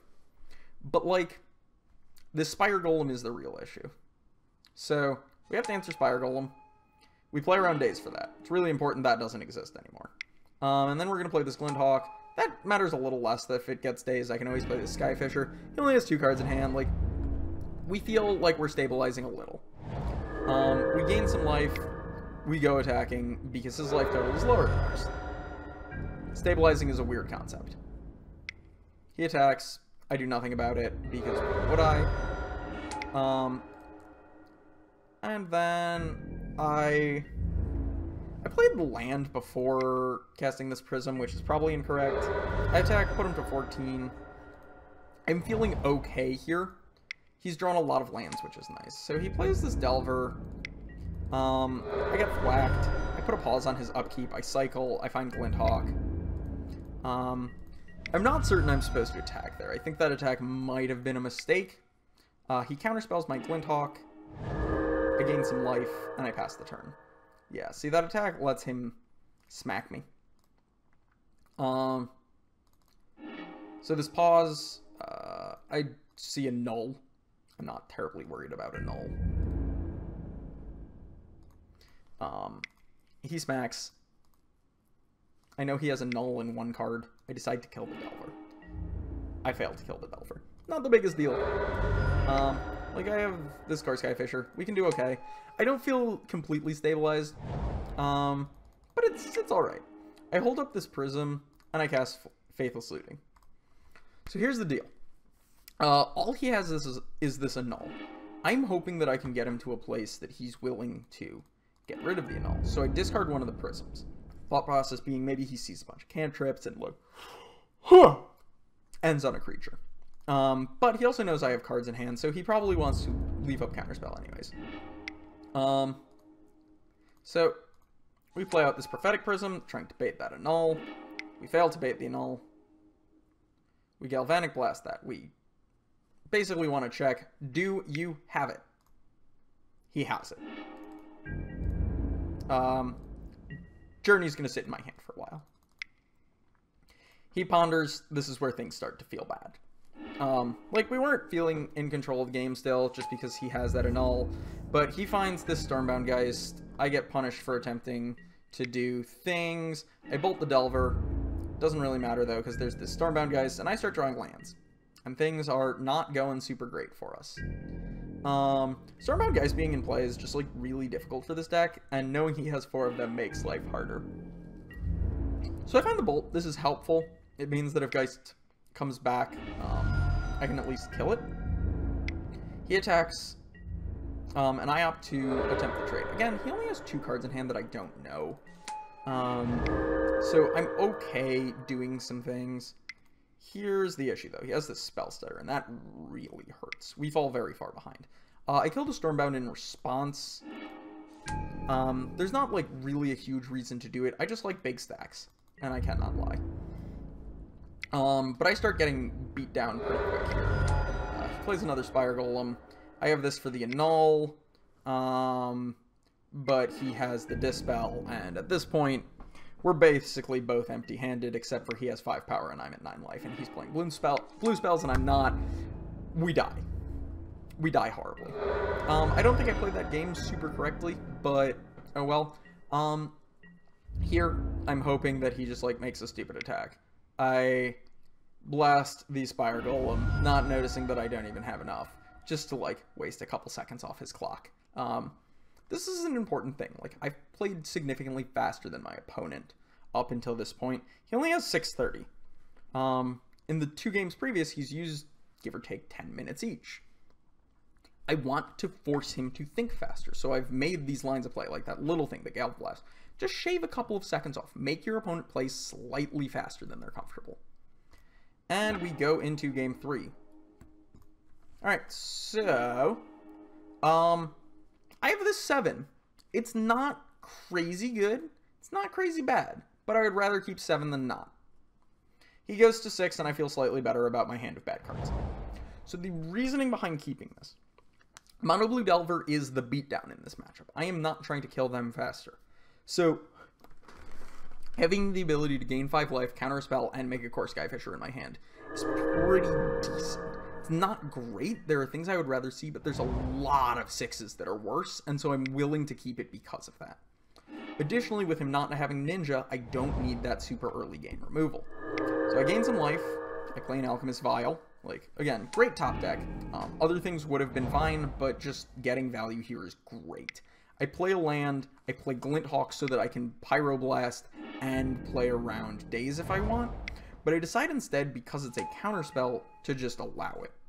I'm not certain that was the correct line of play, but my idea here is that Core Skyfisher is significantly better than Glinthawk in most places, specifically in blocking this. And so I want to keep it around. I would rather resolve Core Skyfisher next turn. And I do. I pick up Vial, and I believe I don't replay it. I want to hold up Pyroblast for Stormbound Geist. He plays an Augur of Bolos, I ignore it, because it doesn't do anything. It hits a Ponder. Cool. You'll also notice my opponent is under 5 minutes. Like, we're getting to a place that he's going to start needing to play more aggressively so that he doesn't run out of time. I like that. I like that a lot. That is where I want my opponents to be. I play Great Furnace because I want to get to Galv Blast range for this Spire Golem. As much as I want my opponent to run out of time so they have to make new decisions, I also just want to win games. He plays a 5th land. I'm not feeling too bad about that. He attacks. I just don't care about 2 life. So I play this because I want to block with the Skyfisher if he doesn't have the mutagenic growth. But he apparently does not see the fact that I only have 2 artifacts. I was just trying to get this in here. I decide to kill his Spellstutter because I want him to fight here. If I can get him to fight here, it's amazing. I just get to resolve this uncontested Battle Screech and get very far ahead. He fights. He obviously just didn't see that I have 2 artifacts there. He ponders, and I just run away now because I get to Screech. And we're just going to immediately flash it back. He has Vapor Snag. I'm not terribly concerned about taking 2 damage. He ponders. I forget what he finds exactly. I think it might be something relevant. He attacks. I ignore it. Right. He makes a Delver. I make this Glinthawk. It was probably really greedy to just play this Glinthawk there. That being said, if he has the Spellstutter, whatever. And if he has the Counterspell, I really could care less. Or, I guess I couldn't care less. Because, like, if he trades Spellstutter for Glinthawk there, whatever. I play Core Skyfisher, and he just scoops it up. I have established dominance of the board that's pretty relevant. He can block with Spire Golem for a while, but the reality is that unless his hand is very good, I am so far ahead right now. It is going to be very difficult for him to grind back in. If he had 10 minutes, he probably doesn't need to scoop here. He's not winning this game in 1:50. All right. On to round 9. Despite all of my terrible decision making, we have made it to the finals. And then we're just going to watch this little thing right up here. So I keep a reasonably solid 7. I don't love this 7. I know that Venom is playing Blue-Red Delver because he's playing Blue-Red Delver. But I like this 7 against a 4. Yeah, I gain some life. I gain some more life. I make a Prophetic Prism. He fails to make land drops. I'm not really entirely sure why he scooped then. Like, if you're gonna scoop to not making the land drops, you scoop after, like, the first or second one. If you're gonna scoop to me, scoop when I start doing things. Like, what if I just don't have this Thraben Inspector? What if my hand doesn't do anything until turn 4? You have time to get back in the game. So I'm feeling good going into game 2. And then he just runs me down in game 2. I should note. So I knew he was playing Blue-Red Delver. But for some reason I decided maybe he's playing something else, and I don't fully commit to the sideboarding for game 2, and I think that was a big mistake. I brought in like 3 Pyroblasts and a single Cop Blue, rather than like the 2 Cop Blue, 4 Pyroblast, the Reaping the Graves, the Electrickeries, just like all the good stuff. And I get punished for that pretty heavily because he makes this Delver, and I just like don't find red mana in time. He flips it, he makes another Delver, and like this is just the game here. There's not a lot of commentary to do because like I play this Prism, I have access to 1 red mana. He smashes for 7, I drop to 12. He makes some more dudes. I kill a Delver. I think. Pretty sure I kill a Delver. I make a Glinthawk. I remember... No, I don't remember. Yeah, so I don't remember. I have to pick up my Ancient Den instead. He bolts mine. I bolt his. I take 5. I go to 8. Not great play on my part. Don't think it matters too much. He counterspells that. I Pyroblast. I need this blocker. And then I kill his other Delver, and I pick up my Prism. He kills my Glinthawk, I believe. Oh no, he augurs and then kills my Glinthawk. Oh wait, maybe this is the Hawk that lives for a little. This might be the Hawk that lives for a little. He spell stutters my Prophetic Prism. I'm okay with that. I pick this up. I have enough power to like live for a little bit. But we're not feeling super great. My opponent has me at a relatively precarious life total and has a reasonable board and a reasonable hand. We gain some life, and we hold up Prismatic Strands to keep our Hawks alive. But this is where we're gonna start getting punished at some point, is that like not having access to our full sideboard means that as we draw cards, they're worse than his because he does have access to his full sideboard. But yeah, so he's beat me down a decent bit. I decide to Strands to save my Hawk. He decides to Spell Stutter that, and I realize that he has a million fairies in play. I flash it back because he has a million fairies in play, in case you weren't paying attention. I draw a card because I need to make the Skyfisher on the next turn, and I need it to be good. He makes the Stormbound Geist, and I'm really regretting a lot of my decisions at this point. Not having that second Cop Blue is a huge problem. But really, I'm just letting this play through because the decision-making that loses me this game is not in the game itself. It's really in the fact that I did not bring in my full sideboard, that I didn't commit, and you really have to commit against Blue-Red Delver. Post-board, you cannot beat them if you don't have your board as well. Yeah, he just, like, is really beating the shit out of me at this point. It's not looking good for our heroes. This Stormbound Geist comes in. I decide to double block just in case he has something weird here. I let one die. It gets undying. I try and bolt it. I forget if the bolt resolves. Oh yeah, the bolt resolves because he goes empty-handed for some reason. Don't know why he does that. We draw some lands. We get zapped. We get bashed. We draw Prismatic Strands. Strands is reasonably good. We play it immediately because if he draws Counterspell, we don't want to just like die this turn. We're hoping to get another turn that's relevant. Again, he goes empty-handed for some reason. I don't think that's great, but it just like doesn't matter. We Prismatic Strands again on his upkeep to not die. We draw Boros Garrison and we die. We drew a lot of lands. But yeah, not having access to my sideboard is definitely an issue here. You'll see that we drew like 1 Pyroblast. It would be nice to have the others. We buy ourselves another turn or so. He smashes in, I block, I take 4. Or no, I take 3, which isn't super relevant. Right, I do take 4. Because he has the ninja, he draws a card, he plays into the fairy, he draws a card, yada yada yada. This Reaping is a turn late. If I had it the previous turn, I might win the game. Instead, it just gets me 1 creature, which does not do the needful. He screds it, I die, the end. Alrighty. And then game 3 is just very sad. So I now have my full sideboard. I'm feeling good. Hand is not amazing, but very solid. I'm happy to keep it. The early game is relatively basic. This is what we do with Monarch against Blue-Red Delvers. You just start grinding. I gain some life. I ignore the fact that he might have days because he probably doesn't. He plays an Augur. I think it whiffs. Yeah, it whiffs. Augur of Boros, not doing its job. I make a Core Skyfisher. I represent Pyroblast. He makes something. Yep. He makes a fairy. I just assume there's a spell stutter now by what he's done. Like, this looks like spell stutter. So I play a land. I play this. He spell stutters. I let it resolve. I Electrickery him. It feels great. I get 2 for 1. I get my Prism. Like, we're feeling pretty good at this point in time. I smash him, and I'm just like, all right, we're going to get this win. We're going to get it. He makes a Stormbound Geist. He kills my dude. Not terrible. We have this journey. We're feeling okay still. We journey his Stormbound Geist. We make a Core Skyfisher. We leave this up to, again, represent Pyroblast. It's not Galvanic Blast. No one cares about Galvanic Blast.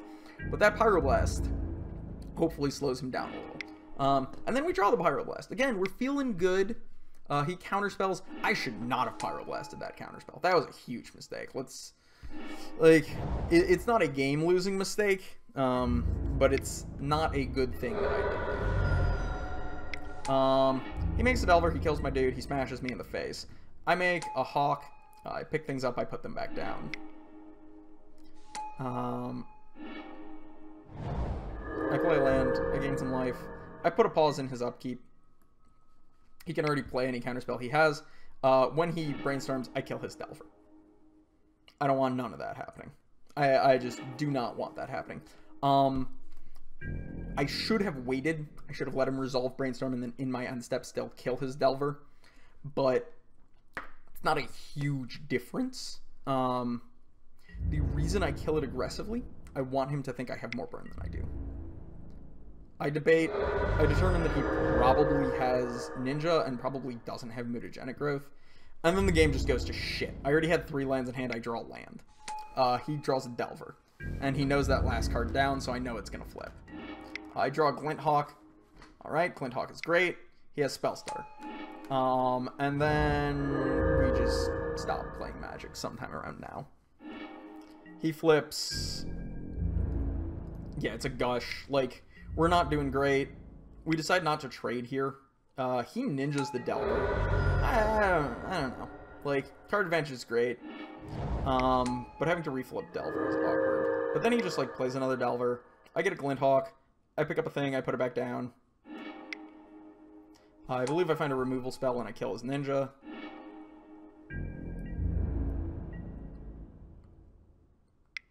Yeah, he screds. I kill Ninja. There's an argument here for waiting and killing Delver or something. But basically my hope at this point in time, because I have a million lands in hand, is that these Delvers don't flip and I get a while. If I have to trade Glint Hawk for Ninja, we're in trouble. It's not feeling good. He finds another Gush. We're still not feeling good. We draw land. I don't think he flips the Delvers yet. Yeah, those are still not Delvers. He does get to start attacking with Augurs, though. We're at a relatively safe life total. We feel okay, but we draw another land. We pick up a Radiant Fountain. So you can kind of see where this game went wrong. If we found like a Faithless Looting, or if we find some bigger flyers, things like that, we can get back in it, even though because like his Delvers aren't flipping, he's not doing much. But he finds a Stormbound Geist. We still are in a situation that we have failed to draw anything besides these lands. He attacks, we block. Again, we're still at a healthy life total. We draw another land. So for those playing along at home, we have a lot of lands, not a lot of spells at this point that we've drawn. We could still stabilize. Like, him getting that kill is pretty awkward. We go to 18, we draw Pyroblast, and that's the last spell we see for the entire tournament. Yeah, so we really only played one game. And it was one that I should have sideboarded better for. I definitely regret those choices. But as you can see, he mulliganed into Oblivion game 1, and then I just hit this swath of lands here. And yeah, that was just sort of it. Moto seems to have broken on this turn. Ah, there we go. All right, it's back to going through his time. He spent like a long time looking for this basic land. I don't know why. But he's in there for like 30 seconds or something. But yeah, at this point I'm contemplating whether or not there's anything my deck can still do. Basically, I need to see Battle Screech. And realistically, it's just like not gonna happen. I don't know why Moto is showing that I scooped at this point. We went through another turn or two. I drew 2 more lands. They didn't do anything. I'm a little confused what's going on with the replay. But yeah, so that's my challenge run with Monarch. As you can see, there's definitely some mistakes that are made. Definitely had some easier matchups to get into the top 8. I'm not going to say Delver is easy to play against with this deck, but like, you don't want to be playing against Tron. Tron makes it really hard to top 8 with this deck. But yeah, it's a cool deck. I like it a lot. Definitely, Faithless Looting is just a crazy good card that is underrepresented in this deck. If you have any questions, comment, like, share, whatever. I don't fucking know what people want you to do with this. Like, I'm just making this video because some people asked for it. If you have any questions, I'm happy to discuss this or any other deck in Pauper. But like, don't expect way too much. You've seen my play in this video. All right, thanks guys. Have a good one.